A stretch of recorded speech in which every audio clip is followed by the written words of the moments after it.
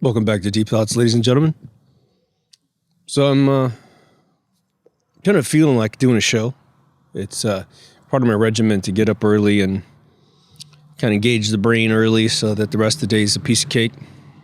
So not quite 100% there, but I did a good 6 hours last night and I'm feeling pretty good. It's about 8:30 in the morning. Been up for about 3.5 hours. Yeah, but I'm bringing this stuff outside and I am thinking, as usual, and this epiphany came to me as I was kind of thinking about a separate track. It has to do with our mortality. I'm not sure what I'm going to call this. Let me throw this at you real quick. Let's say that you believe one of two things. If you're an atheist, then you're probably just going to be gracing us with your presence.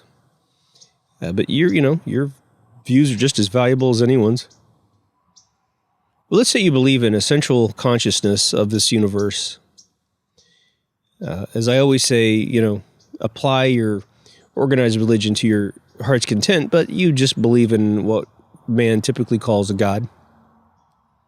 Or you believe that this is a matrix and it is programmed by potentially many life forces who may indeed have a god over them. Thus, you have a god in your life, but your life is being potentially controlled by coders, scenario writers, Westworld kind of stuff, And even you could have set your own program up and you could be in some little 5x5 little room somewhere and you are the one that put it all together and put all the parameters in. You put the goggles on or you turn this thing on and your little black mirror puck on the side of your head starts telling your body what's going on. But let's constrict this particular show down to the first two. There's a God, and or there are matrix coders that are more directly between you and God. And for whatever reason, and an inconceivable twist of actual reality, neither God. Now, this is not a problem for God, for us to conceive of God this way. But neither God nor the matrix coders / your original form can die. You just can't. You can't hide energy anywhere in the universe. I mean, technically, you could hide it, but you really can't hide it to the point if you scoured the universe in every corner and every three-dimensional point in the universe, you would definitely eventually find the energy, unless you kept moving it away from the person looking for it, right? It could be the Mortality Paradox, I guess. Not trying to be fancy with words. But here's the pitch of this episode. We know that, or sorry, I should say, know is a strong word. We suspect that the reason why things that are perceived as evil exist is so that you can appreciate things that are good. I think it's pretty safe to say it would be pretty tough to believe in anything being good if you didn't have something you perceived as bad, right? The same goes for life and death. How do we appreciate people who are alive? It doesn't always have to go through death. When you're young and you find your high school sweetheart and you're just goo-goo eyes over each other, you're not thinking about, I love you so much because I have sat down and contemplated and meditated you in a casket, being at your funeral. You don't love your high school sweetheart like that. As you get older, or the second that your relatives start to pass, your friends start to pass, whether it be chaotically early or metabolically on target, you then start to really realize that that's the truth, that it really does augment your perception of all things. And there's so many paradoxes in those sort of avenues, right? You don't appreciate being young until you get older. But then again, you also appreciate being older and not younger. So you gain your maturity and your mobility and your strategicness, your strategery. And then when you're younger, you're just kind of like bopping around. But you're having such a good time when you're young, you don't care. There's a great little scene that I'm glad I got when I was, 16, 17 years old. I think I was 16, yeah. It's in the movie Under the Cherry Moon by Prince. At the very, very beginning of the film, there's a party going on in the French Riviera. And there's a black couple dressed in just this amazing clothing, and they're young, and both of them are very sexy. And the woman turns to the guy, and she says, "I need an old man with money." And he says, "Why do you need money when you have youth?" And then they switch over to an old white couple. I believe this is how it goes. And like really older. And she says, "I need a young man," or something like that. And then the husband or whatever says, "Why do you need youth when you've got money?" It's very interesting. So this episode is going to be about the following. If those who manipulate the universe either haven't experienced any sentiment of mortality in a very, very long time, or never ever truly experience mortality, thus they have an anecdotal, theoretical understanding, an assumption of what it's like to be mortal. Imagine that they have lost any algorithm of outcome for mankind because they have dumbfoundingly kept their first impressions of how long man should live, of how much man should suffer while man's alive to keep the stress on man. What if they're outdated?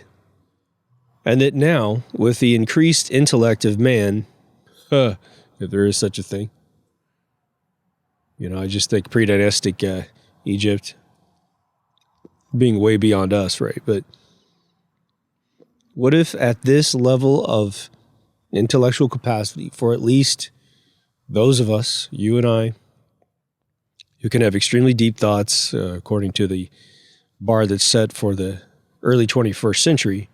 I mean, I'm hoping that 5-year-olds talk like us in 20 years. But it's simply out of date. We don't live long enough. We don't participate enough. We don't get a chance to do enough. Tesla dies too young. This automated system that ensures that you suffer. And I'm not talking about, woe is me, we're all suffering. No, but there is suffering in life. There just is. You get old. You lose your faculties. You learn what the sciatic nerve is. Losing eyesight early, losing mobility early, it's probably cultural and a lack of exercise and eating right and that sort of thing. But at the same time, we have this euphoric stage from our teenage years to our 20s where it seems like we never gain a pound and we can just do everything constant, tons of energy. But very quick into that process, it would seem, man loses this sort of inexhaustible energy. And the sad thing about it is that what is the total loss of the experiment of man by this extremely abbreviated existence? And I know if you're young, you might think, oh, but man, you're talking about living a long time. Let's just say everyone lives to be 100 years old. Almost as if a God-given shield is over your system, protecting you from walking in front of a bus, from getting hit by a hurricane. Everyone gets 100 years. But you're still aging the way that we age today, naturally. And you can just get out all of the bad foods and bad medicines, and you're really just doing a normal human thing. You will learn very, very quickly that life is extremely short. Now, there's no doubt in my mind that our bodies deteriorate at accelerated paces due to toxins and poisons. But let's just say we also in this experiment extend everything 20 years. So whatever eyesight problems you have at 40, we're going to move that out to 60. Whatever cognitive issues, health issues, we move it all at 20 years. So you're 60, but you're going to live to be 100. That means that you have 60 good years, and then you're going to have 40 deteriorating years. And the exponential curve of losing your physical faculties is going to accelerate. It just will. There's always exceptions to the rule. The interesting thing about the story of Christ, which we seldom mention and seldom talk about, because we're all focused on the original sin being abolished, which is, again, man digs God as long as man gets something out of it, right? But one of the sort of subtext of the notion of God coming down as man And this is where it all gets blurry. You know, some people go, it's the Son of God, and other people go, no, he was God. And okay, well, he was a God, you know, whatever. The idea that there is no death, that he was resurrected, also impacts greatly the notion of being sacrificed or crucified. At that point, it is minimized to the sin of man killing. I mean, what the irony? You kill the Son of God so that he can forgive the sin of you killing him. You know, it's just a very interesting thing. But God coming down as anything, a homeless person that you never know, just literally creates himself as a homeless person. You know, what if God was one of us, that Prince song? But just to sense mortality, to sense the limitations, to think things through. It is interesting that if you're ever going to, well, let's put it this way. We know that there are tracks of human development that seem to be fairly mutually exclusive, and I'll give you one. You are typically either godless at the end of your life, or you are God-fearing at the end of your life. And fearing is probably an extreme, but, you know, some people get to that level. And so either you, like Steve Jobs, from what I understand, was pretty godless, not in any sinful way, but then he got to a God-fearing stage at the end and told the press and told his family, you know, I'm starting to contemplate things that I'd never contemplated before. And then his last words were, I think, oh my, oh my, oh my. Or wow, or something like that. I mean, he definitely saw something at the end that was not going to be some trivial vision for him. But God coming down and being human for a little while. It's a heartwarming notion that God would come down and put himself or herself into the limitation of human instrumentalities and figure it all out. You know, I would love, honestly, not for any sort of passive-aggressive moment towards God in any way, shape, or form, but, you know, the illnesses that people have in this world, to get God to come down in a human body and go, okay, God, we as humanity have picked out 50 conditions that we experience on a routine basis, and you're going to sit in that chair over there, and we're going to name it, and then you're going to experience it at full bore pain.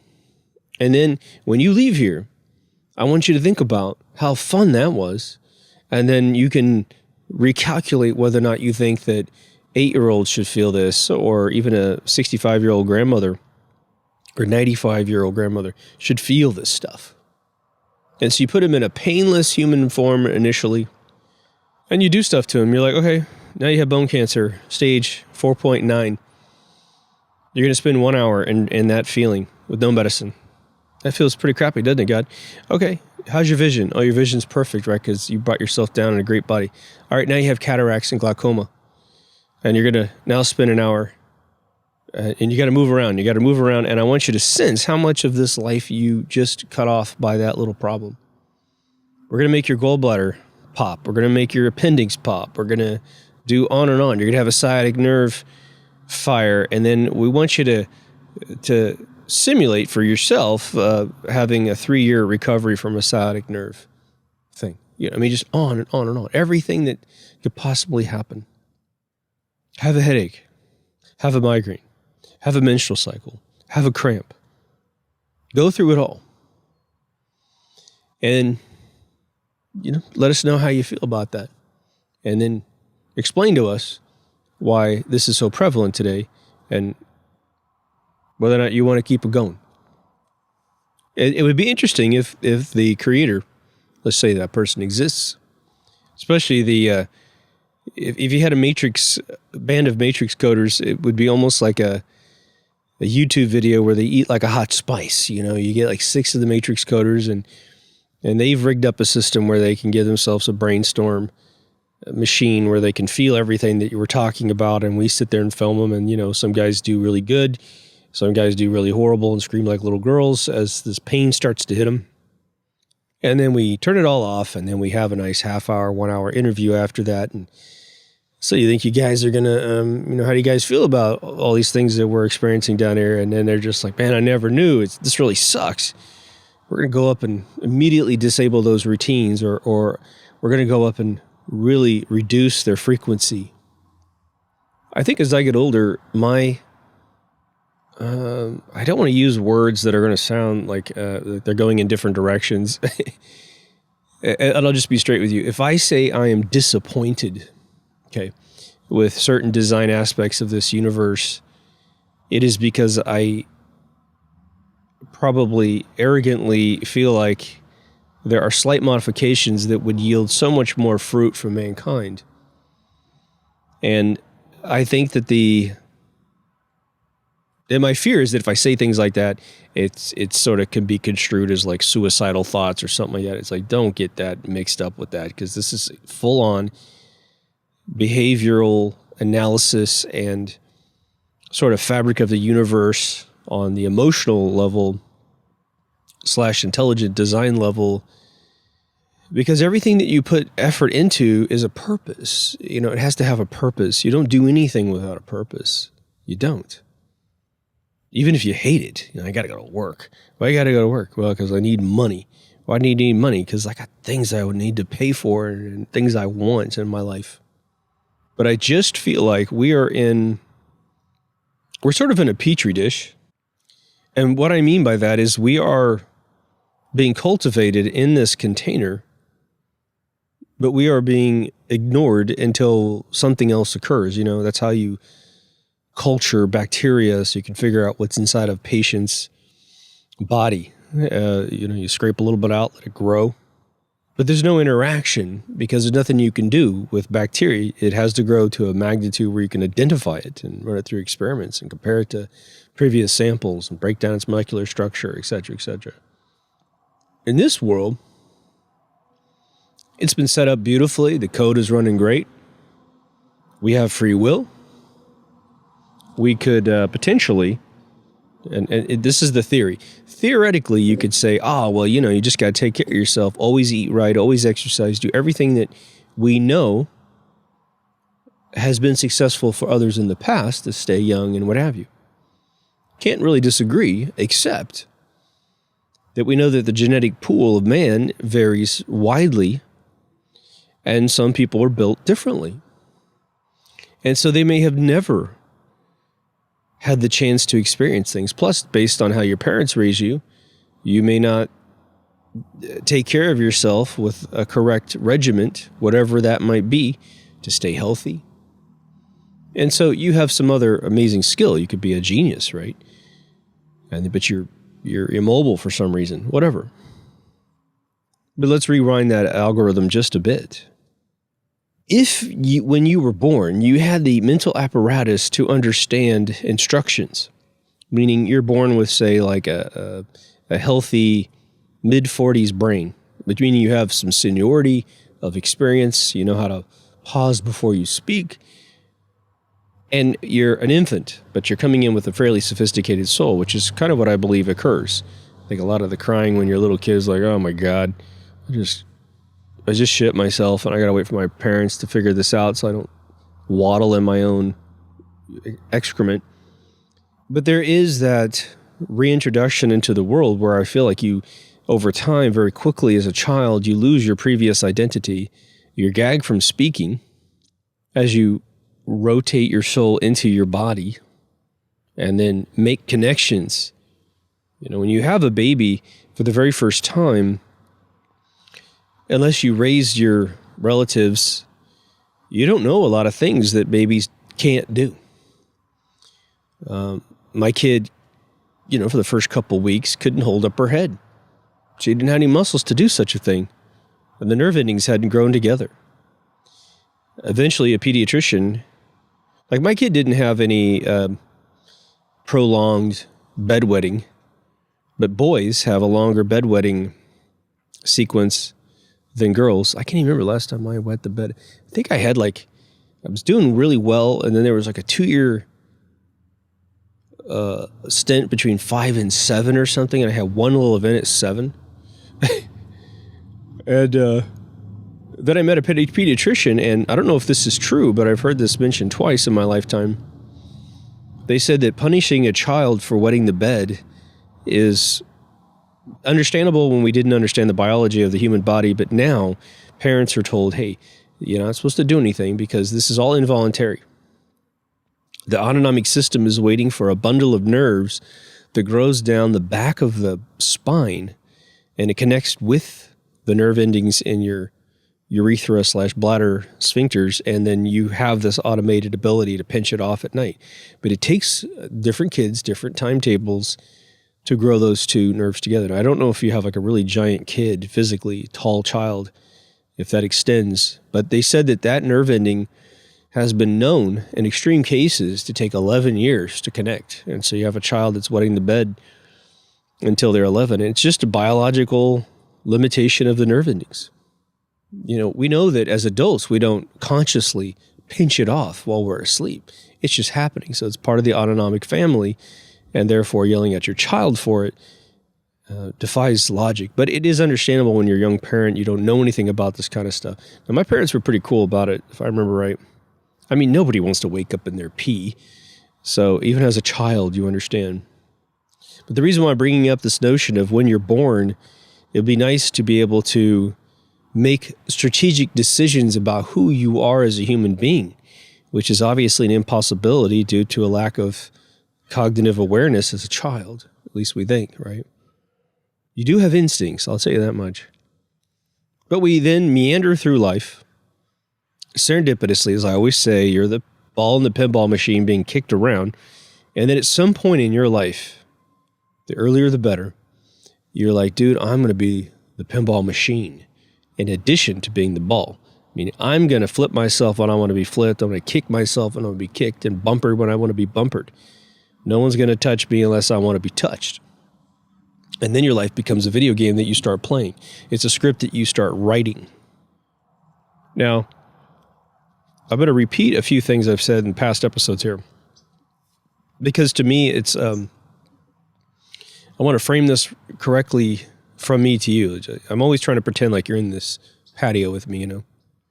I could sense as a child that I had this weird thing. I had this almost behavior of like a naivete. But that naivete was also sort of like a dream occurring where I felt like, well, as long as I'm not in any imminent threat of my life, I'll just let things happen to experience them. And I'll give you two moments in my life as a young person where I was totally aware of what was going on. One was, wow, look at these little kids. And I'm viewing them as an adult almost. It's hard to say that when there's all kinds of elements of which qualify adult thinking, which obviously weren't occurring at this moment, but there was a good slab of it that was occurring. So I'm probably 4 years old, meaning I'm not in school yet. And there's a couple classmates of mine in the neighborhood with me. They're exactly the same age, but I don't know that we're going to be classmates because when you're young, you don't have any conception of school, grades, age, you know, what class you're in, that kind of thing.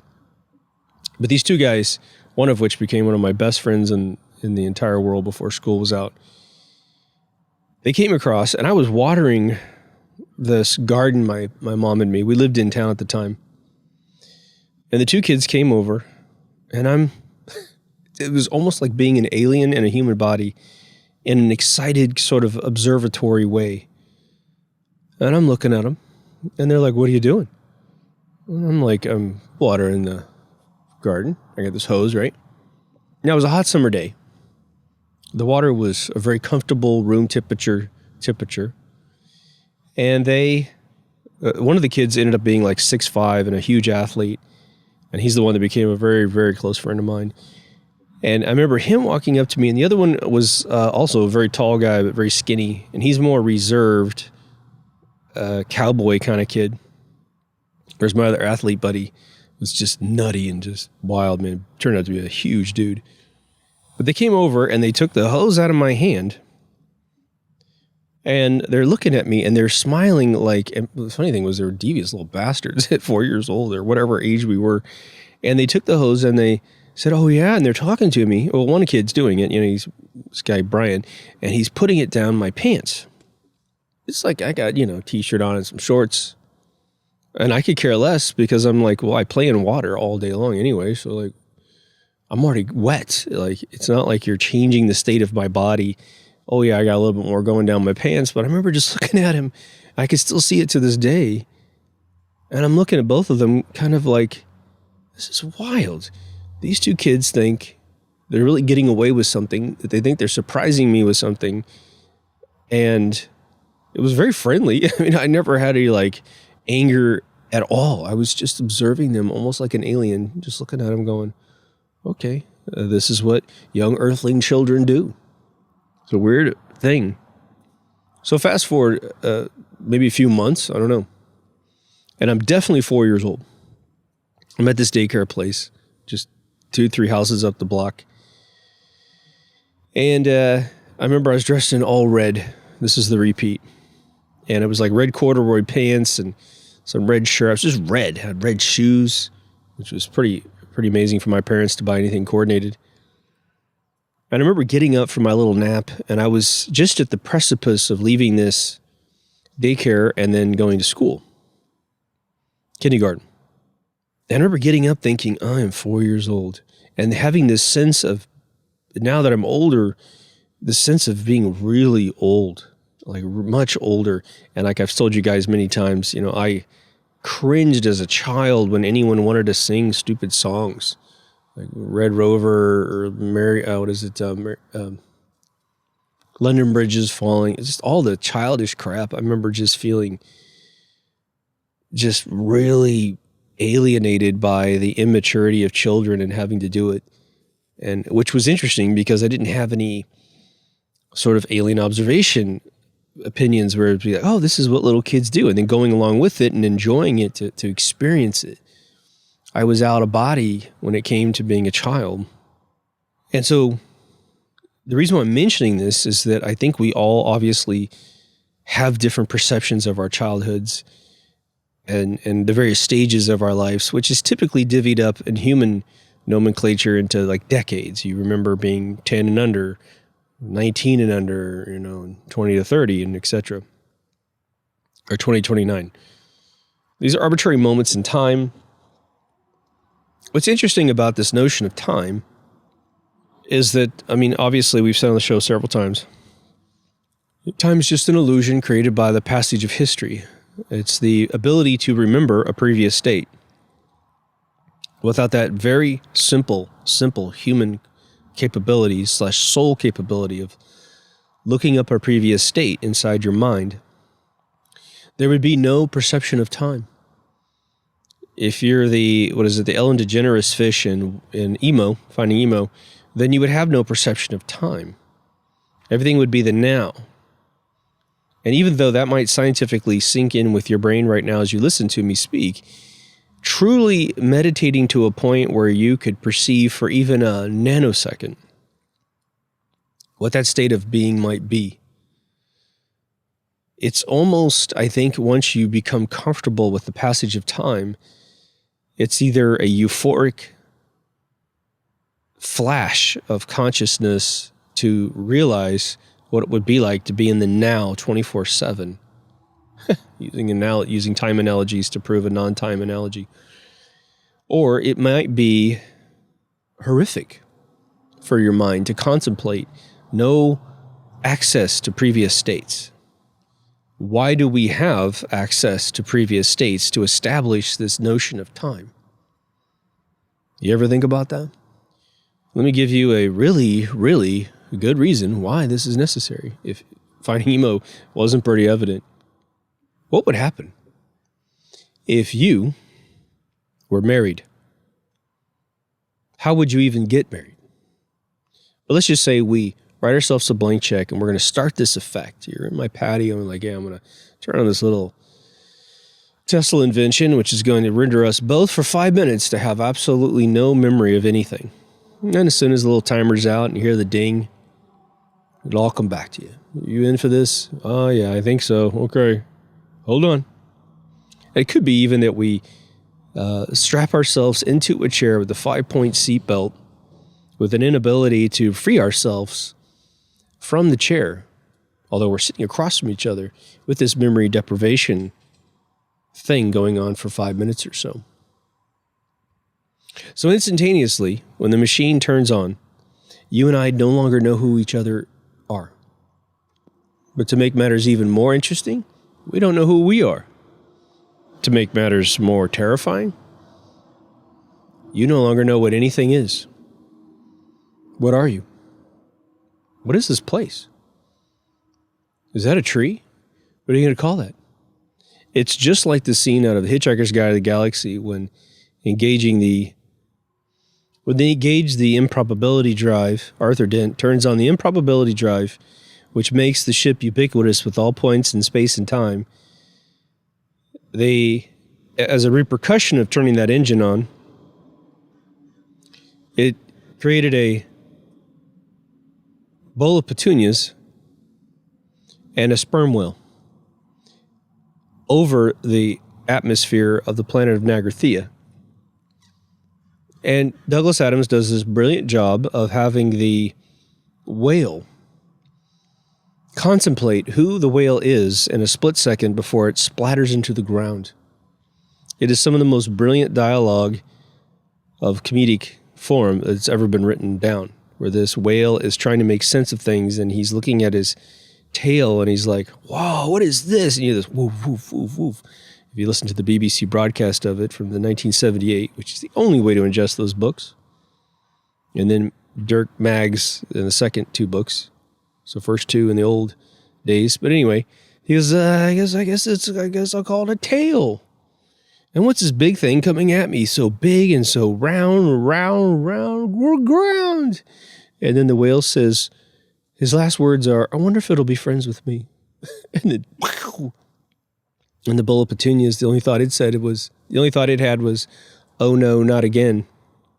What you find out about the bowl of petunias is that Arthur Dent consistently, over time, messes with inventions and always spawns this bowl of petunias constantly, and then it constantly dies. So whatever Arthur Dent is, I think in the second half of the last 3rd and 4th book, the bowl of petunias tries to kill Arthur Dent finally. He's like, I'm tired of you making me exist, and then I die. Of course, Arthur has no idea what he's doing. So time is a fabric of our existence and a very interesting mandatory methodology.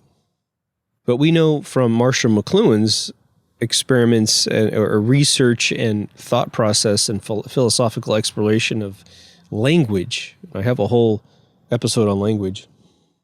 We can look back at the first written symbols of language and realize that it was very iconic. Meaning, that's a symbol for a cat. That's a symbol for walking. That's a symbol for the store. You know what I mean? It's like there were no phonetic anything where you're using letters to form a few letters to form every word, stringing them together into phonics. And that when man moved from iconic to phonic,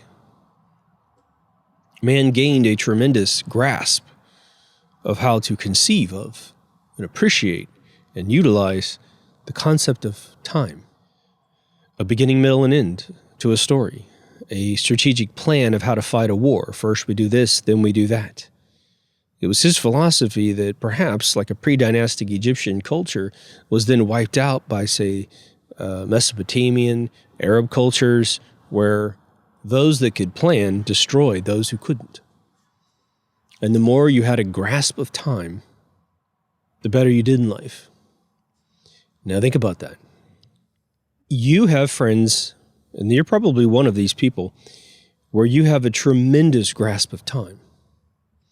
Where you succeed and make mistakes, you are more content with those outcomes because, not like anyone's not content with a success, but you're more probably better to be said, you're more content with making mistakes because you can harvest your attitude towards your plans, meaning if you fail, and this happens to me all the time, we don't talk about this, but you fail perhaps at something, or you succeed, but it's lackluster. It wasn't as good as it could be. You gave up on a piece of art, which if you're an artist, that's always the killer truth to all things. Steven Spielberg said, you never finish a film, you just abandon a film. But regardless, when you hit that moment where it is complete, your effort or your invention or both, you go back and you take inventory of the whole thing and you say, well, it's as good as I invested in that thing. Where it sucks, it's because I gave up. When I created the intro to the show, it is absolutely an abandoned film. For instance, I knew I needed to smooth the frames, which is now the case. If you go back to the first 20 episodes, there's a lot of pixelation in the intro. And then I found out how to take Blender 3D and reprocess my own frames and use the denoise algorithm on finished frames. So I didn't have to re-render anything. It cost me $500 roughly to render all those frames. Didn't want to put $500 in to re-render everything smooth. So when it came out and I saw it, the Jupiter ship looked like crap when I first released it, very primitive. But I needed the show to start. I was 2 months past my normal schedule. I thought you guys would be impressed or at least, satiated with the effort. So I was like, well, they're not going to care up to a point. And then at some point they're going to walk away from the show because nothing's coming out. As much as I might have created for season 5, extended episodes over the summer. Now, the notion that I'm putting forth is that our controllers may or may not have any semblance of time. Not that they don't understand it and use it to plan what they're going to do for us, or have planned and walked away from the simulation knowing that we're going to be okay. And maybe they've got, imagine they're in some round robin thing where it's our universe for a little while, then they go off to another one and they're always upgrading the software, but we haven't had the update yet. And so they know, oh yeah, you're going to love, you're on 1.0, but we're up to 8.5 right now. So you're going to love when we upgrade you. However, if I had a year or 2 or 3 to create a short film using the 2001 set that I created in Blender, I had a whole skit, a whole interaction with Hal planned, but I needed to get things done. And simulating the Hal voice, I actually had a plan for that too. If you do not have mortality as a part of your existence, but you do understand time, then interacting with another element of the universe that has a mortality, you're incompatible. No matter how much you want to be compatible, your empathy for the mortal is way different, right? Meaning they're trying to design our reality, but they don't have any sense of death. They simply don't die. But they do understand the notion of death. And perhaps they've even gone through millions of years of being one of us. But every whatever measurable increment of time, we could say every year that passes where they haven't been like us, then they're out of touch. If they were here, let's say, an epoch ago, like 3,500 years or however hell long those epochs are, 2,500 years, and we are primitive, and it looks like the time they've allocated for us to be alive is enough, in that by the time our brain atrophies naturally without toxins and, electromagnetic waves flying around called radio and television and cell phones, they're like, hey, it looks like we got a really good balance here. Humans pretty much peak out everything they can create, and then they start dying off. It's perfect. But there's always an exception to the rule, isn't there? I've told you guys a long time ago when I was studying Egyptology, I did find this romantic story about a character, and I forget the dude's name, but he is the guy that is almost put up like a Tesla, almost. They credit this one dude in Egypt for coming up with virtually everything that we think that is amazing about Egypt, except perhaps the designs of the pyramids. But this one guy was credited with architectural advancements to build the temples and the dwellings He also was credited with creating the embalming tools and the whole burial ritual that we now revere as the Egyptian method of worshiping their gods. Okay, it may not be true or anything, but even back in that timetable, I'm sure all species of man have, and creatures alone, have these brilliant outcomes where the brain just gets it right. I saw a video the other day. You can probably see it. I probably can't link it in because I'll get a copyright strike, but it's a cat that saves a baby from falling down a staircase. And you can't see the staircase in the video because it's below the camera. But right where the surveillance camera's on this little nanny room, there's a baby in a red little jumper or whatever. And there's a cat taken care of. I think kittens or something. And I think it's like a Siamese cat or something, which are definitely revered as being slightly smarter cats. But this kid is little brunette kid's going towards this camera down below. And you see the cat look over at the baby, and he's like, probably mother, but she's looking at the kid going, oh my Christ, are you going towards the staircase? When the kid gets within inches of going over the edge of the staircase, that cat activates, man. It is one of the most amazing frickin' things I've ever seen, that this cat has a maternal instinct to know that child has no clue where that child's about to go, and he's going to hurt himself going down the stairs. That cat jumps down off this little piece of furniture, jumps over the precipice of the stairs, turns around, and pushes the kid back. And then, if you pay attention, the cat holds his paws out the last second as the kid finally says, oh, I guess I'm not supposed to go this way, and starts going back into the room. But the cat's sort of like got her paws up like, you got it, right? You're not supposed to go this way. Wow. It's a prodigy cat. If you ever think about human beings being cats, either that cat's ready to be a human in its next life or previously was. Dogs do it too, So there's always going to be an exception to the rule of humanity, where you're going to get a prodigy kid. A prodigy kid that needs more time. Tesla needed more time.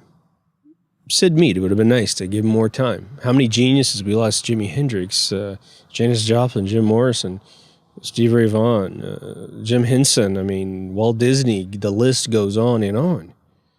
Now, those people may have gotten themselves into situations where they were murdered simply for being talented and influencing folks. But that is precipitated by the notion that man is allowed to become evil to that level and to be able to act on that evil. Meaning forming the thought of, Michael Jackson's really causing a problem for Sony. Sony wants to make $1 billion real quick. Michael's spent the last half decade of his life going, they're trying to kill me, man, if not 2 decades. And eventually it looks like they got him. So what would the world be if we gave man perhaps twice the allocation? Well, if you're just like a logistics kind of person and you're familiar with the basic principles of a socialistic experiment, you might be realizing that there might be a video game lesson in this whole thing.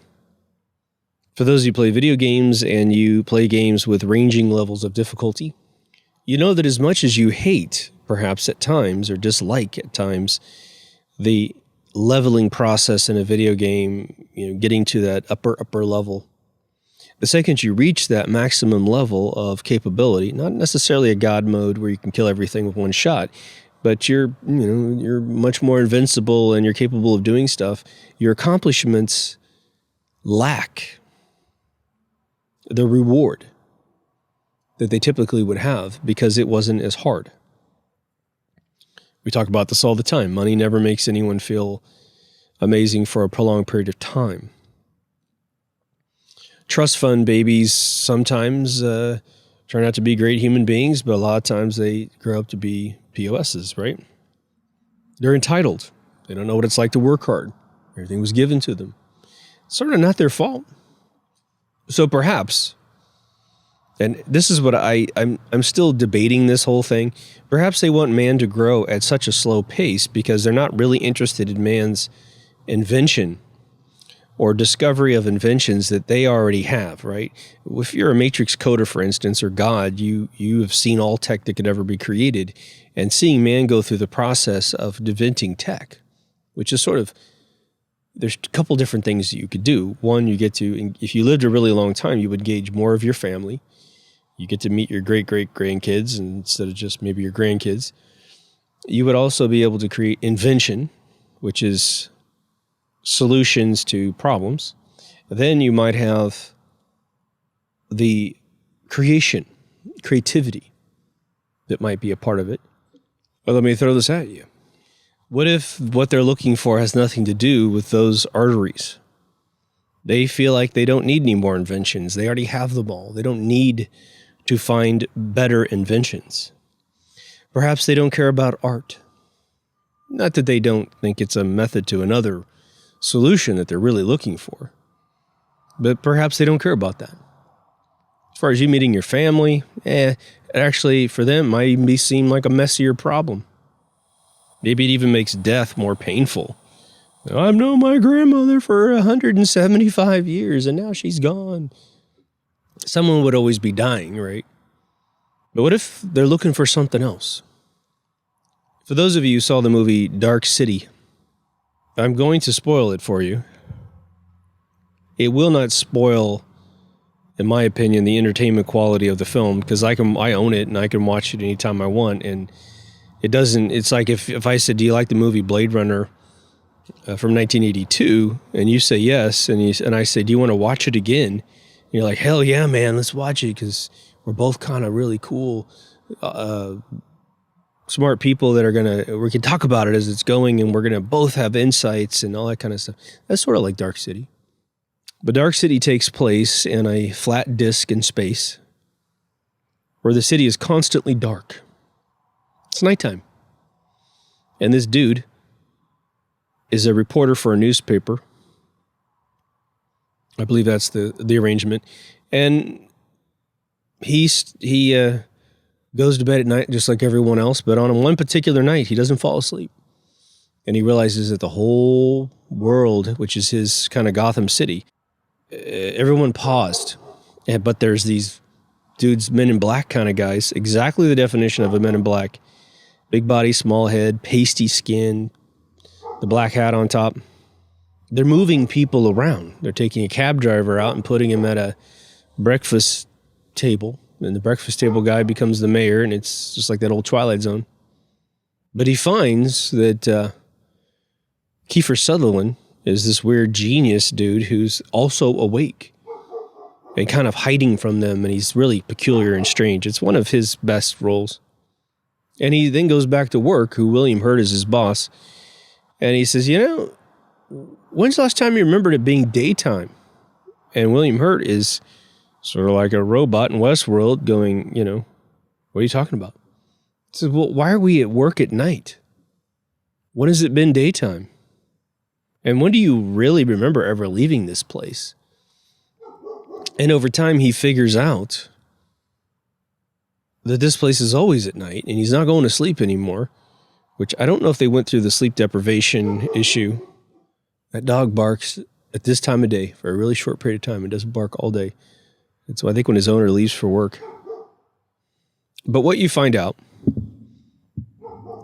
is that these aliens have captured human beings and put them in this disk in space, simulated their world, and the reason why at night they move people around is that they're trying to find sort of the essence of man, to distill the essence of man and put it into them, because their race is dying. Their race is dying. It's not heavily explained, but it's okay. What I find interesting about those kind of stories is that I can't help but sort of romanticize the notion that we may, let me just throw this at you, this is just sort of a funny, but imagine that those type of movies are nothing more than echoes of the reality of what's actually going on in our world. That someone like you meditated, channeled, had the epiphany, and somehow you grabbed a hold of what the Matrix programmers are trying to do. For whatever reason, you got every microscopic indicator, or maybe you just got an open phone line to the laboratory and you hear a couple technicians talking to each other. Well, you think we'll ever find it? Yeah, I don't know. And yeah, I hope so, because we're running out of time. You know, you hear that conversation, and then all of a sudden you're a screenwriter and you put together Dark City. I didn't ruin the ending for you, which is just cool, man. Gives you goosebumps, man. It's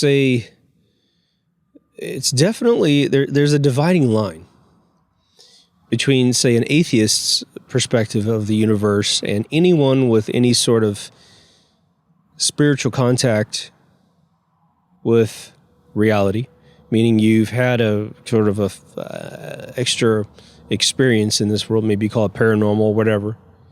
Then you have those with a strong spiritual hunch.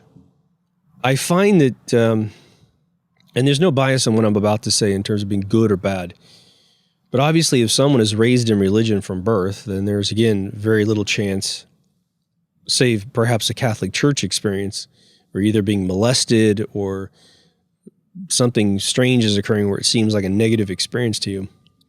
You're not going to fall away from religion. You're going to keep it. And if you kept it, then your perception and belief and faith in reality is sort of anecdotally predictable, because you're just swallowing the paradigms and moving every day in life. And there's nothing wrong with that, because there is definitely a pleasantness and bliss in being ignorant, like I said recently. But the second you have an experience that gives you an additional perspective, and I'll give you two experiences when you are near death. If you have a near-death experience where you see your body and you go have some interaction with the Matrix or whatever, then you're going to be changed for life. And many, many people have had those experiences, whether it's self-harm or an accident or something.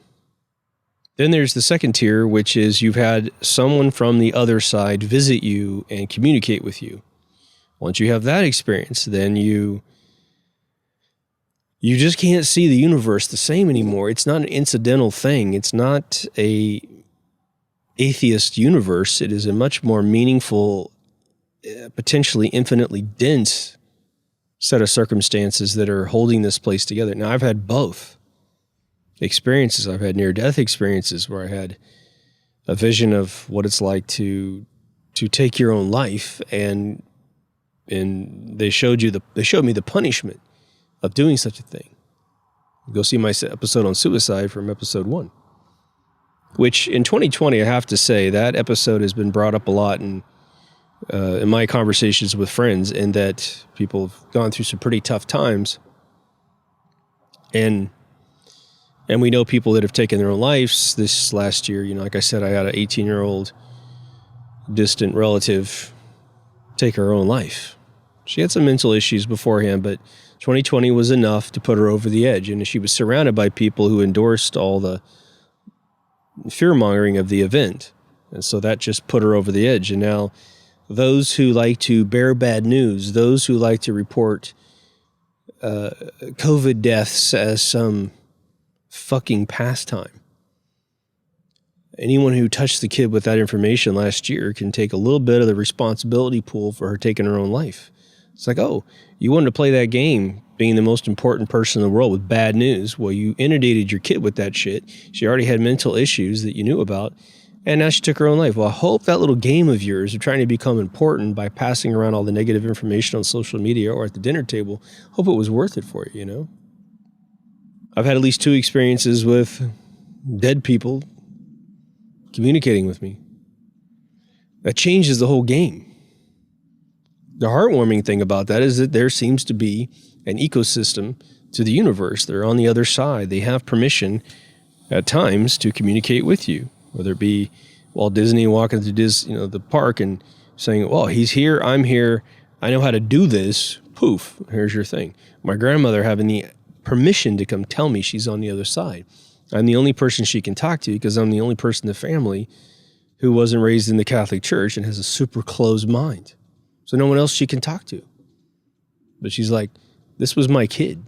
Even though he's my grandkid, I participate in his life heavily. There you go. My previous grandmother probably would have done it, but in 1995, I didn't have this open mind like I do spiritually. So there was no communication protocol available. So let's go on to the other stage of this argument, or this, I shouldn't say argument, but this question that we have about our existence. Let me ask you the question. This is a big one. This is what I've been contemplating for years. I mean, this is a very near and dear thing to my heart. Is it possible, and I'm going to tell you the default answer that will come into your mind if you haven't contemplated this will be no. That'll be your answer. The more you've contemplated this, you might have a maybe or hell yeah. And there's other factors we're going to get into with law of attraction. Is there something that you could say out loud? Let's say that God and the matrix coders give you a little bit of privacy, and it's your consciousness, that temporary entity between your body and your soul. They let you have that as your own private domain. It's a firewalled part of your little subnet, your intranet. And they just don't go in there. They just say, well, we need to, I like my anonymity, and we all design this together, so we quarantine that part of the brain. So if you don't speak out loud or write your thoughts down, then they don't know what you're thinking. So you speaking out loud to your God is important. Or matrix coders, right? One and the same. But can you convince the coders of the universe, whoever you think that might be, to change the way the universe works by matter of popular opinion / enlightenment level to have the epiphany to conceive of a different way in the first place? We know right away, if you're digging this episode and you understand what I'm saying, which I'm sure you do, then you can just stop this episode for a second. Say you're in your car and you just hit pause, right? And you look out at everyone walking across the street and all the other cars out there. And it's not a moment of arrogance or anything like that or holier than thou existence, but you look out there and you just know that 99% of most people you're looking at can't conceive of what we're talking about without you leading them into the conversation. I mean, they could get it if you explain it to them, but just as an everyday thing, they're not thinking that there's anything they can do to change the code of the universe. And so if this was a Senate vote, it'll be you, some other Deep Thoughts listeners, maybe some other philosophers that have had this question in some other avenue or time and space in our universe. And everyone else is voting, not even showing up for the vote. So however many souls are available to vote on such a thing that exist in this confined reality, it's not even a contemplation. It's not even a concept that they understand. And so everything remains the same. The rules remain the same. The consensus reality we've been beating up for 5 years remains the same. So if you want to affect change in the universe in a really huge epoch kind of way, well, you need to figure out a way to communicate it to the entire group of souls that you share your reality with. Now, I've given you an episode called The Sub-Id. I don't know if that's exactly what I'm going to call it out the door, but that's what I've got it called in my computer right now. And I've also got an episode that's sort of law of attraction. And I opened that episode, I believe, with the notion that might be the existential episode too, but what if the greatest secret in the universe is that you can control it? But there's an area of influence that applies to this power. Meaning your sphere of influence might be able to create a reality distortion field that is going to impact your life very positively. But if you really want to change the entire rule set and mechanics of the universe, there has to be some sort of consensus that is what we all want. So let's just say, let's create a fictional scenario and almost like a comedy movie where this is something that you believe can happen. Say you've had a little tiny experience where you were able to affect your own little reality in a way that is really atypical. For instance, you go to bed with a normal body, but before you went to bed, you told God or the universe, man, tomorrow morning I want to wake up and be Arnold Schwarzenegger or whatever, Claudia Schiffer or whatever. And you wake up the next day and you have this amazing version of yourself that's just utterly phenomenal. You don't look like those other people, but you have the best version of it that you have. And so now you're like, oh my God, this works. Now, let's fix the entire world and not want war and repression and starvation and blah, blah, blah, blah. And so you start going door to door, right? It's to date myself horribly. The old movie with John Denver and George Burns, which I think was called Oh God, or George Burns played God. John Denver played an atheist who's then approached by George Burns, and he says, I'm God, and he's like, yeah, whatever.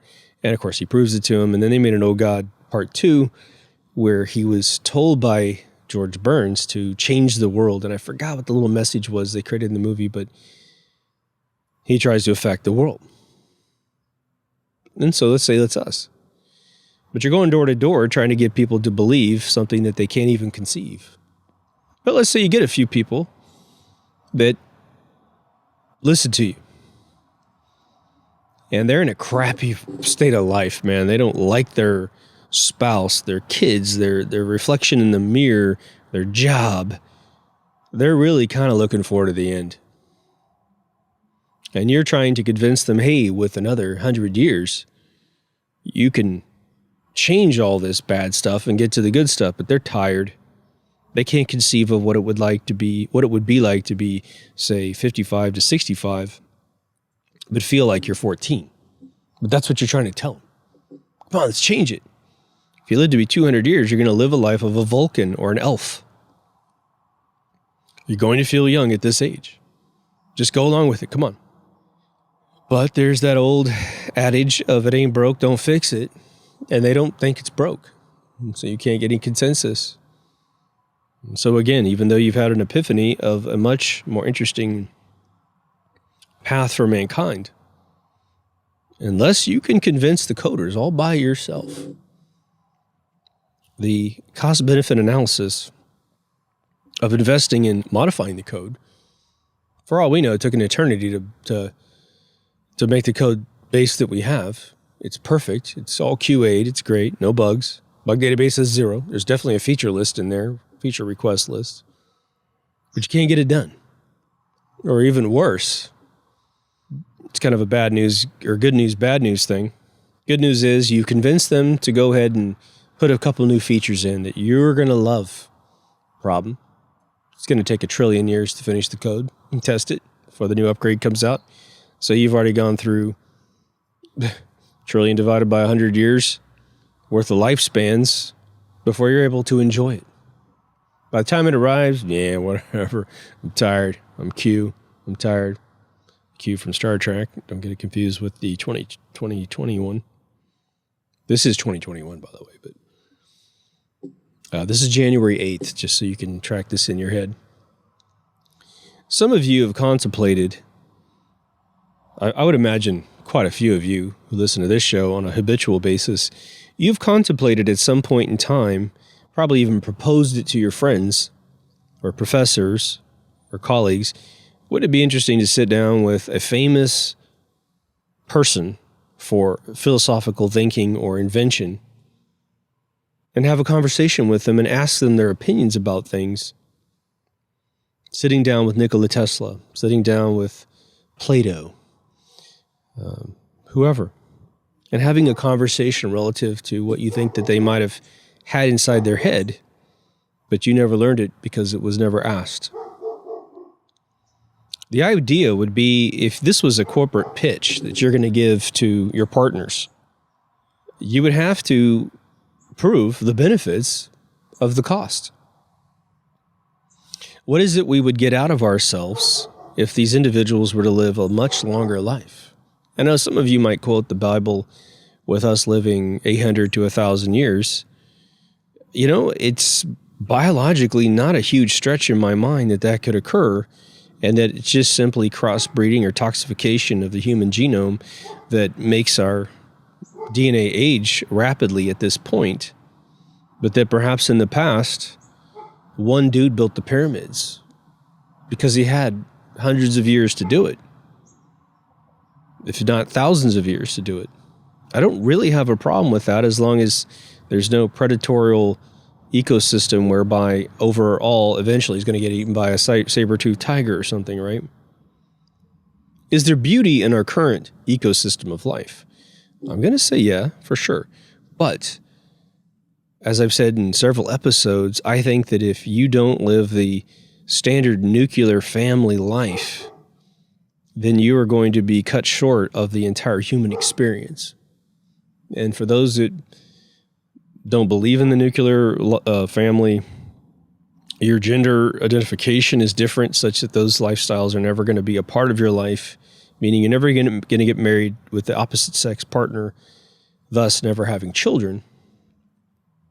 I assure you that whatever you gained by being, employed longer without any quote unquote burdens to your life, you missed out on a tremendous amount of the human experience of being young, then getting older, getting educated in that phase of your life, finding some trade skill / career of some sort, finding someone that you have to then share your life with, which is a huge, epiphany. Then making children, raising those children, seeing them become you and their age as they get older, and then they have children and you're able to raise those children as a grandparent from a completely different experience, from a completely different perspective of overall burden. They're not burdens anymore because they don't have to be watched by you 24/7 necessarily. And even if they do end up in your house because your kid's going through some tough times or whatever, it's still a much easier experience. You've already done this before. Even with the generational gaps and the stuff that the new kids will bring home that your kids never brought home. But then you hit your twilight years where even those kids grow up and start getting out into the workforce, and there's no one for you to help anymore. You're too old to raise their kids, let's just say. Your great-grandkids. But you still have those experiences. And you're growing old with your spouse. You're both sharing, in a marriage that's successful, you're sharing the burden of getting older. Your wife's got issues that you don't have, and you have issues she doesn't have, and vice versa. And then eventually the body deteriorates, and luckily, in most cases, the way that the programmers have put our universe together as on an individual level, we start to dial out of our senses over time. We lose our ability to think clearly. We get more foggy with our reality. And therefore, when we die, if we die in a natural methodology, timeline, then we don't care as much. We're kind of out. Yeah, my eyes don't work. Can't stop peeing, whatever the case might be. You're like, yeah, I'm done. I literally have been talked out of my body. I've been talked out of this form of life. It doesn't mean I didn't love my life and love all my relatives and spouse and all that kind of stuff. But yeah, it's time for me to go. And so there's this beautiful system in place. All I'm contemplating in this episode is to say, are the architects of the universe well equipped with the notion of mortality? Were they ever mortal? I'm sure they played with their own stuff. But let's just apply for 1 second the standard software development processes or even any mechanical device as well. You have people that design software and write software, but they don't use their own stuff. Sometimes it's just a constraint of time. They have a deadline. They got to get it done. I've said several times on this show in various capacities, I've been a Photoshop guy since the mid-90s. I'm going to tell you, man, I've made, I don't know how much money I've made off it, probably $1 million off of Photoshop jobs alone. The product hasn't enhanced. It hasn't enhanced since the mid-90s. Whatever crap they say they came out with the next suite, it's all crap. It's all a bunch of crap that you don't need. It's a gimmicky feature that who cares? And then it doesn't really work that well. They'll say, oh man, you can erase a person out of your photograph. And then you really try it and you're like, oh, only if they're standing against green grass, But in a busy Disneyland set, you're not going to be able to do it because it just doesn't have enough information. So it's all a bunch of crap to sell the product. It's like your toothpaste getting better and better and better for 80 years. That doesn't happen. Okay, it doesn't. So what you realize with the Photoshop people is that the coders probably aren't artists to any degree. Meaning they don't use their own products and find that there are features that would take minutes to program that would significantly impact and shorten every single use of the product. You'd be like, yeah, this little thing here, you don't use your own products, you don't realize what a pain in the ass this is to create something that looks good. Like one of the old ones in Photoshop was that if you want to create a round rectangle with smooth edges, you can drag a marquee out and make a rectangle that's got perfectly square edges, and pixels are square, and so they always comes out, no matter what resolution, it'll look perfect. But the second you want to round the edges, if you use the round edge technique inside their little selector, and you say fill that space with white on black, your corners are all jagged because these brilliant coders can't figure out you need to preserve anti-aliasing around these edges. It's a simple thing that hasn't existed for 26 years, but interface design and all kinds of other design issues need these round rectangles to work. I mean, technically I haven't tried that in a long time. Maybe they figured that out, but there's tons of stuff like that. And so I don't think it's beyond assertion that our designers of our universe have not lived inside their own product enough to really address the issues that we care about the most. Now, let me throw this scenario at you as well because of my position in life over time.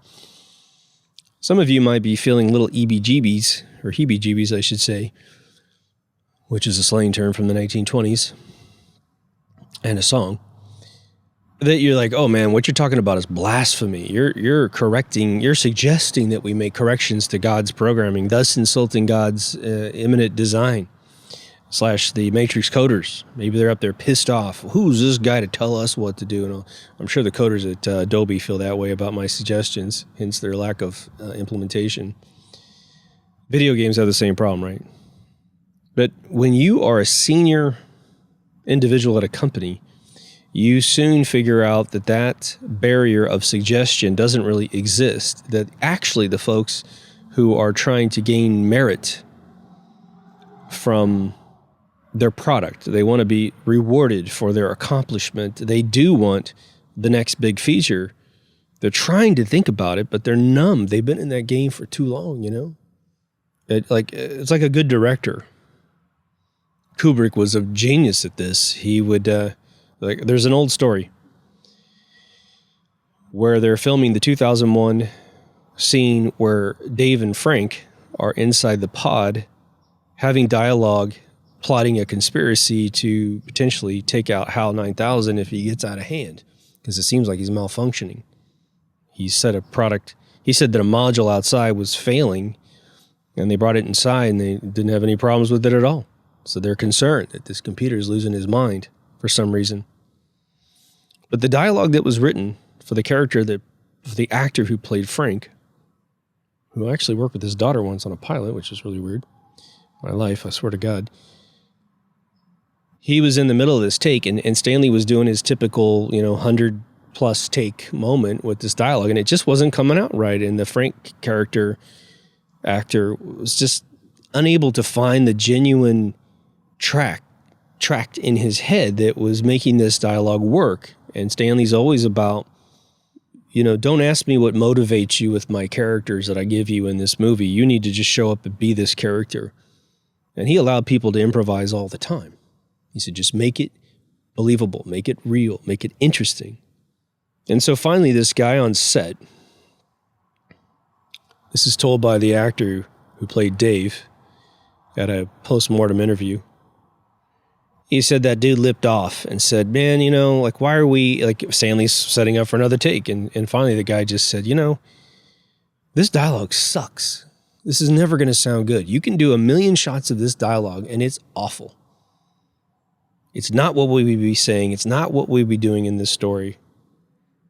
And so Stanley, it's like 2 PM or something. So a big long day of shooting is available, right? This is a very costly production. Tons of people getting paid every second. And Stanley just looks outside the camera after the dude said it, and he goes, okay, that's a wrap for today. I think that's what he said, something to that effect, like he's shutting down the filming for today because of what the actor said. And now the actor's like, oh my God, I can be replaced, And so Stanley just leaves and goes to his office on set. And within minutes, he calls in I think both the actors, because the guy was telling the story, the other character was telling the story. And this guy's pissing himself because he's thinking, oh my God, I just lipped off impulsively to the greatest director that anyone has ever known at the time. It was a big production. Is he going to get blackballed out of acting because he's unprofessional? But to his credit, let's just say Stanley Kubrick is the caliber of person that would be a Matrix coder or God himself, meaning God should have all the virtues of man. So when we see man act virtuous, we have to probably assume that a creator would have the equal, if not greater powers, right? / patience. So the story goes is that the actor comes into Stanley's office and Stanley says, okay, you got your opinion, man. What do you think should happen? And I don't know, I can't remember what it was, but the amazing scene where HAL 9000 reads their lips through the window had not been determined yet. I think I got this right. It's off the Tyler Cinema series. But I think it was this actor who played Frank said, I don't know, like if maybe he just reads our lips through the window. And Stanley was like, whoa, let me think about this. I think it was Arthur C. Clarke who was interviewed in Sri Lanka, and he was saying, I know I saw him say this, Stanley had called him up and said, what do you think about Hal reading this dude's lips? I think that's a brilliant idea. And I think it was Arthur C. Clarke that said, I told Stanley that was a ridiculous idea, that could never happen. And he goes, of course, it's happened already. We know how to do that exact thing now. And that was one of the most famous scenes in the latter part of the movie, is reading these lips. So that's an example of a genius endorsing a suggestion from a person who's actually in it. Stanley's not in front of the camera acting these lines. Stanley's not trying to make these lines make sense. Stanley never appeared in his own movies, reading his own lines. And so he realized, you know what? I'm not going to discount this person's genuine desire to make an authentic scene seem authentic. And so he's having a problem. And so Stanley respected that in him. And he got that other scene to happen by being inquisitive and giving and understanding. So are we to believe that the coders of the universe have contemplated every particular concept with our current existence and that they can never be talked into anything else? I know it's easy to be impulsive and say, no, we can't. Look at this place. It's completely ingenious. There's no way that in creating all this other amazing stuff that they would have missed something. Well, it's just like, there's a lot of ways to do one thing. You have to pick at some point. It's the fastest distance between 2 points. If you ever watched a tutorial online about how to do something, and all you want is one way that works. You don't want 20 fucking ways this thing works. Pardon my French. But I see these tutorials all the time where these kids are feeling guilty if they don't tell you every single technique that gets one thing done. And the reason why they're doing that is they don't want criticism in their comments about, well, that's not the only way to do it. You could do it this way. They don't want any criticism to come towards them. They're worried about the criticism. And so they try to cover every conceivable base. And of course, there's always more ways to do it. So the criticism still comes in. That's an immaturity of man to be accusatory or derogatory towards someone for not coming up with the way that you figured it out, whether you have a faster way or not. Good commenters are usually fairly giving, and they're like, well, this is really good technique, and you can use that if you want. But here's another technique I use, which has 10 extra steps removed. Then everyone reads that one and goes, oh, yeah, that's cool. I've been contemplating, and probably will end up executing this year, creating a little tutorial channel on Blender 3D. I'm trying to figure out what's been taught, sort of what the customers would expect from such a thing. And there's so many good channels out there. It's hard to compete. However, the one thing I'm going to do in my channel is explain very quickly, this is one way to do it. There are other ways to do it, but this is one way, and you're going to be coming to me in an emergency. My channels are going to be designed to quickly solve problems so that when you're up against a wall and you're like, oh my God, I got to figure out how to do volumetric light. I've never done it in Blender. I know it's easy, but the documentation sucks. The other examples are 45-minute videos, and I'm going to have it done in 60 seconds. You're like, thank you. I know there's better ways, but I don't care. I gotta get this deadline done because I got to go to bed, you know? And there you go. You got a solution. And if I can show it to you in 60 seconds, you can do it in 60 seconds. So who cares if there's a 40-second version of it? But let's keep going on the logistics of what might be occurring in this universe. What if there's a dark city element to this whole thing, and it is like the woman who died in the Bay Area, having told her mother that this is a matrix and this is all a big thought experiment, is what she said, which is a very interesting choice of words. Whether she's high on something or someone messed with their brain or whatever happened to that woman. She owned, I forget her name, but she owned Tinker websites. So if you look up Matrix and the word Tinker, CEO, you're going to find this story. It's very intriguing. Let's say they're trying to distill something out of our reality as a matter of this whole investment. Remember, Hitchhiker's Guide to the Galaxy had Earth trying to find the question to the answer of life, the universe, and everything. And the Vogons destroyed planet Earth just like a minute before the question was going to come out. And then we find out the experiment actually was compromised a long time ago. But they are going to listen to a suggestion. Let's say they have an objective. And to bring in another analogy to better explain this, to make this easier to explain, you're driving from point A to point B, and it's a fairly arduous path. You're a passenger in the car. When you start the journey, you don't know much about the distance and the trail, aka path, from point A to point B. But sitting in the car for, say, 2 or 3 days, let's say it's a big journey, you got your cell phone, you got an iPad, it's all internet enabled in the car. You look at the path that this person has drawn on a map or something, or whatever they told you they're going to do. We're just going to stay on Interstate 40 and keep going. You start looking at it, and you start looking at the map, and you start looking up faster ways and little shortcuts and real shortcuts and better paths, and maybe there's some highway construction problems going to lead in. And you start to realize there's a better path. Kind of like the Google Maps thing when it talks to you in your car. And so you suggested to the driver that there's a potentially different method of getting from point A to point B. It'll shave a couple days off the trip. Hours even. With less risk or no risk. Or it's the opposite.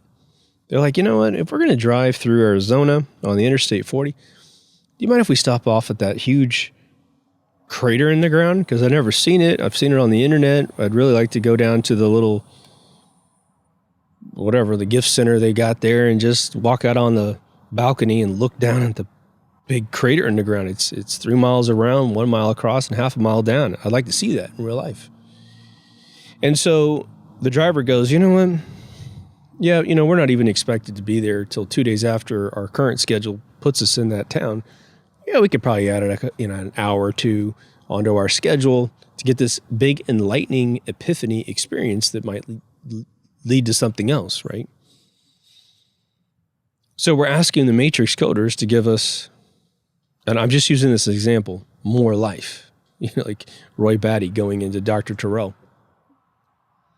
So they might look at this and go, well, what would that mean? They're all up there in the think tank going, well, okay, not like we didn't think about a 200-year lifespan. We tried it out with the elves a long time ago in Middle Earth, and it was okay. It was all right. But, these are humans, and this is, this point in life where they now have evolved quite a bit. So when we wrote this software, they were still, putting finger paint on a wall inside a cave. So maybe could we get, if we gave them more life, would we really get more out of this? Would it advance society faster than we actually want them to advance? I mean, let's look at all the implications. Maybe even on their super duper intellect, they might say, some other dude across the table goes, Well, it would potentially solve this other issue we have where everybody seems to get very close to an epiphany that we really want to distill. But since we gave them a shorter lifespan, on average, we lose the question to the answer to life, the universe, and everything because we sort of blow up the earth every time they get close to that moment that we're trying to get to. So let's go ahead and give them a little bit more life. And then, boom, you get your way. I know that one version of this entire scenario that I haven't mentioned at all has probably occurred to a lot of you in 2020, even this year, where you're just saying to yourself, why does the world have to be so evil? I mean, maybe it's always been this way and we're simply becoming enlightened to it, and therefore to us it's new, but to them maybe it's even more tempered now. Maybe they did way worse things in the past. We know that probably for a fact, right? But as we become capable of pushing our mind over the threshold of pain, that is our ability to contemplate their evil, it becomes easier and easier. And so then we're like, oh my God, really? How long have you guys been doing this? If you could have the conversation like Huxley supposedly did, and they just look at you and go, oh my God, we should do 1,000 times more of this stuff 200 years ago. Here's the book, Let me throw you a kind of a romantic notion, as I've got a couple minutes on my stick still. Imagine, and there's definitely one listener out there who's going to smile because she knows I'm talking about her family.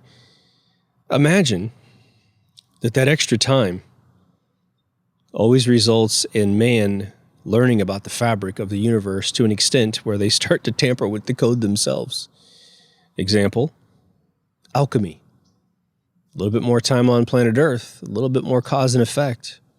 For whatever reason, the methodology of which we record the cause and effect models in chemistry, we simply by design destroy the path that the person having the epiphany, turning water into gold using moonlight, for instance.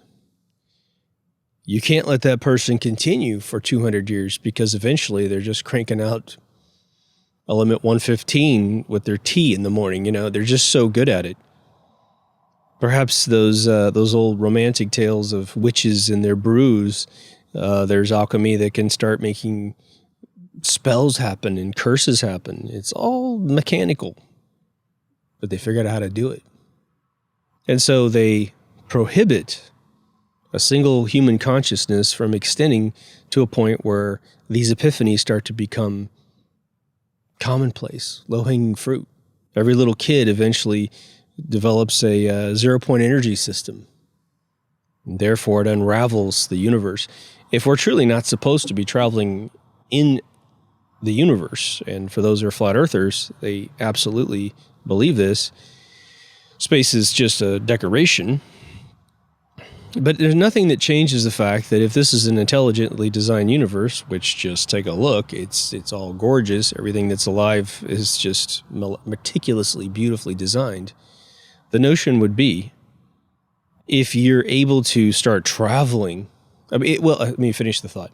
I think that the whole theory of flat Earth, which I think is brilliant and very logical, is that, they believe that the Earth is a disk and that the Antarctica is not a continent down south. It's actually a ice border around the outer edge. That as man tries to get close to the border of the disk, it's true. The temperatures sink tremendously. Everything a human being needs to exist is challenged at the absolute apex of challenge. The oxygen gets thinner. The average temperature is negative 60 Fahrenheit. That's cold, baby. And that's not the bottom. That's just the average temperature because it's got an elevation to it. So it seems as if the world is designed to keep us in the middle. That's brilliant. Whether that's true or not, that's brilliant. So take it back to heliocentric thinking. One could apply the same exact logic to space travel. What are we? We are carbon-based life forms that need oxygenated atmosphere to breathe. We also are gravity beings. We have to have gravity to have a digestive system, to have the density of our bone preserved over time. So we know that just mechanically, NASA knows this, Most people know this. You get into a zero gravity environment and the mechanical dependencies of the human body and the autonomic system start to disintegrate. Well, there's also not an atmosphere up in space. Buck Rogers and Flash Gordon aside. It's funny, those old videos, they would open the window and start yelling at each other in space. It was hilarious. But we're technically, just by design, not meant to be in space. So if we're to explore space, we're going to have to come up with a propulsion system that is entirely different than rockets in space, because those don't work. We're going to have an ethereal gravity engine.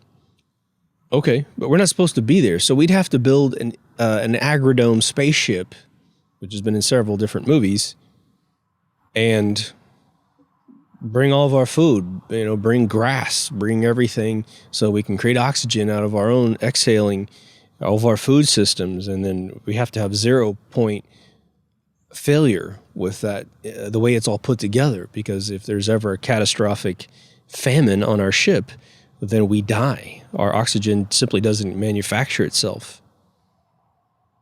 And so it would look as if whatever is supposed to be going on, we're supposed to be on this place, whether it be a flat disc or a round ball. We're supposed to be here. This is the game. If any of you have played a video game that is sort of like a Fallout 4 or something where you can scour the world, or was it Obsidian? Whatever those games are, World of Warcraft still has barriers to it because the designers can't infinitely design the universe in a video game until AI can do it for us. You run around Call of Duty 1 or 2 and you'll run into like barriers where tanks are parked against the street and you're not allowed to go past the tanks. In real life, you could definitely do it, but they don't have designs past the tank. So they got little fake, props out there, but you're not meant to be out there. So it says you can't go any further in this direction. Man doesn't like that. Man wants freedom. Again, the second you balanced a bicycle and found out that you can travel anywhere in town on that bicycle, you no longer want to have someone tell you, well, that street's off limits. If that street's off limits, guess where you're coming every day and trying to go. Anyway, I thought you would dig this conversation. What's kind of funny is I sort of think about these more existential episodes, and in normal circumstances, when the world's a really wonderful place, I think that you guys will get bored with these episodes, but as the world gets more crazy, I think these are sort of probably nice little retreats away from all the chaos of life. And I think this conversation is talking about an elevated perspective of reality, right? This whole conversation geographically pulled you out of your world and put you way up in the heavens, looking down on this whole thing as an experiment. You just sat shoulder to shoulder with the Matrix coders in your mind, or God himself. I think that's good. Again, when you work for a corporation, one of the things I was trying to get through earlier in this conversation and failed miserably is that because I was always a fairly senior dude, because I brought very unique skills to the companies I've worked for over time when I worked for other people, I always ascended, like I've said several times, up to the CEO level. Not necessarily being the CEO, but working with the CEOs. And you get into conversations where there's a huge shift in your mind. Many of you have experienced this, where you go from being sort of the lowly employee that's coming to get your check and go home and watch the football game, whatever. And when you're brought into the upper tier of things, it's a very interesting experience to know that dissent is what they want. They want you to voice concerns because they don't want to fail. And even if they don't agree with you, they at least want to hear your perspective of why you think a particular thing is a risk that should be taken. In their mind, they might find a way to mitigate that risk or minimize it because they're like, we already thought about that, and there's this, and this. I don't have time to explain it to you, but just know that that concern is taken care of. Imagine the difference on that 2001 A Space Odyssey example I gave you, where this actor lips off right in the middle of a shoot. Well, imagine the grip who's holding a light stand, hearing that dude lip off to Stanley Kubrick. There's 3 different perspectives going on in that room, at a minimum. There's the grip who's going, oh my God, this dude just lifted off to Stanley Kubrick. He is fired. Because that's just what happens when you do that kind of thing. You have the actor reaching a point where in his brain, if I were to describe it correctly, he has been put into a no-win situation. He does not believe that he can achieve what he has been hired to do. And after several takes, several dozens of takes, he's like, this is absurd. You can chew me down, because the actor is very aware of the process of what Stanley does, many directors do. You come in with this preconceived notion of how you're going to act the lines, and what Stanley does is he wears you out of any preconceived notion that you had. And the second that you lose your patience with your, I figured out how to do this in the hotel room last night as I was practicing my lines, he wants you to burn that up and then come in with the next take, just being the character.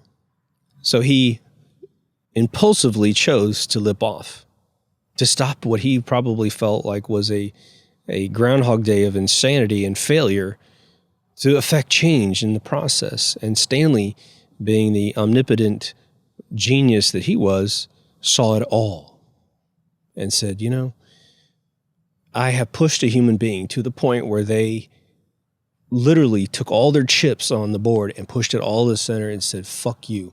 This is not working.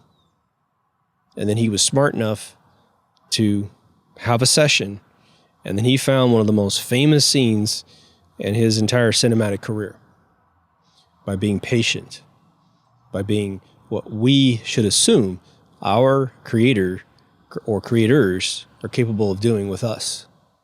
It's not about being arrogant. It's not about minimizing their brilliance. It's about making this truly the community that is their apparent design for mankind.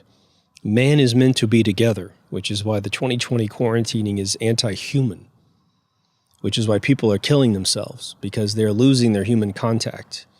The entire notion of the internet has created this illusion that you have 500 friends, when if you were to only be able to keep the friends in your friends list that you have actually met in real life, maybe you have 100 left over after you purge everyone out.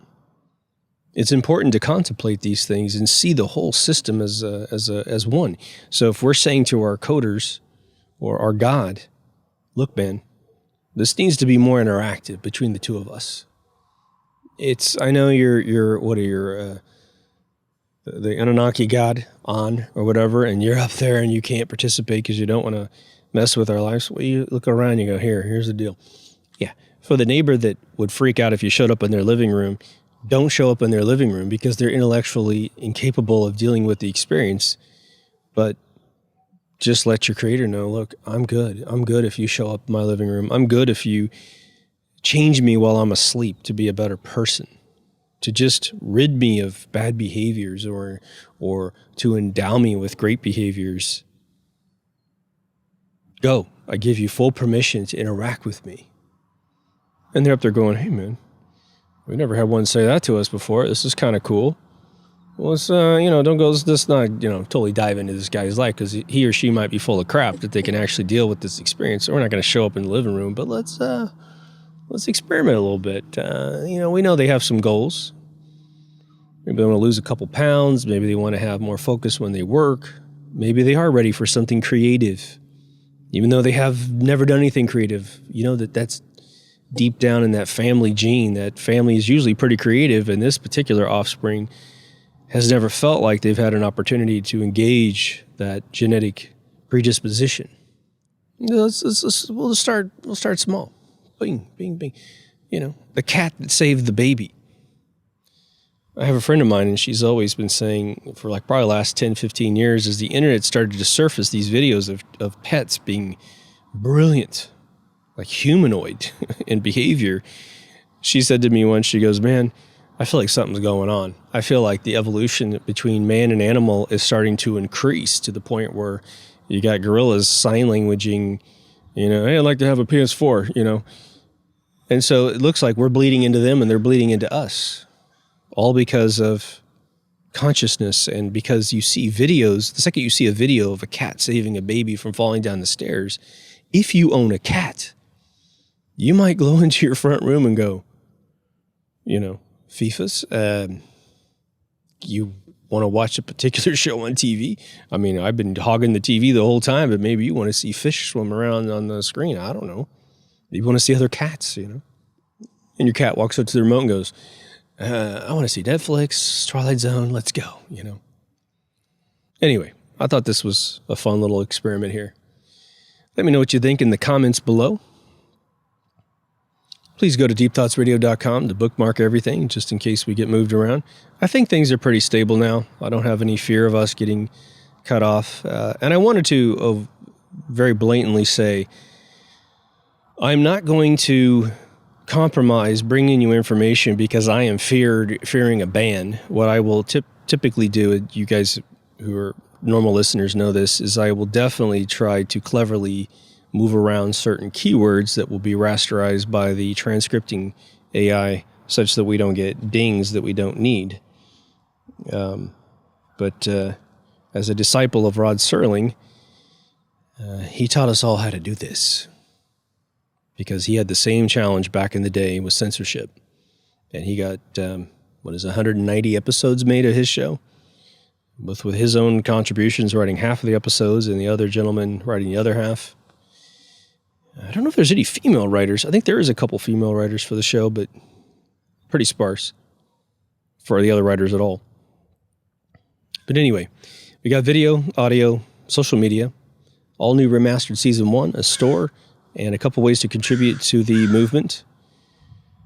I watch a lot of episodes from a lot of different shows out there with hundreds of thousands of subscribers talking about very controversial issues.